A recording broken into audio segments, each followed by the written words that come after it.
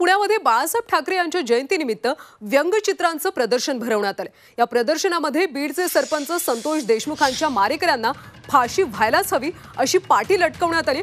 तर मुख्यमंत्री उपमुख्यमंत्र्यांना टोला लगावणारी अनेक व्यंगचित्र इथं रेखाटण्यात आली। प्रदर्शनाला वस्त्रहरण असं नाव देण्यात आलं। मला असं वाटतं या वस्त्रहरणाच्या माध्यमातून एक एक व्यक्ती प्रत्यक्षात काय आहे,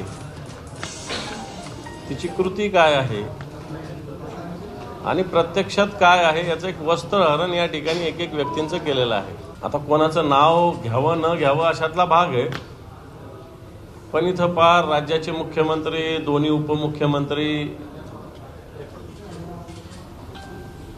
सगळ्यांपासून तर या पुणे शहराच्या पोलीस कमिशनर पर्यंत सगळ्यांच्या सत्य परिस्थिती वस्त्रहरण या व्यंगचित्राच्या माध्यमातून केले। मला वाटतं व्यंगचित्र ही कला आहे।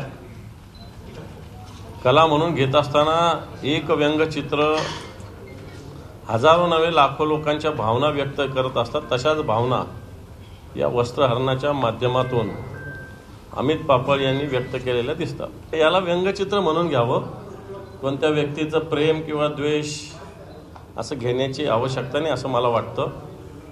खरं तर व्यंगचित्रकाराच्या कलेला दाद या ठिकाणी दिली पाहिजे असं मला वाटतं।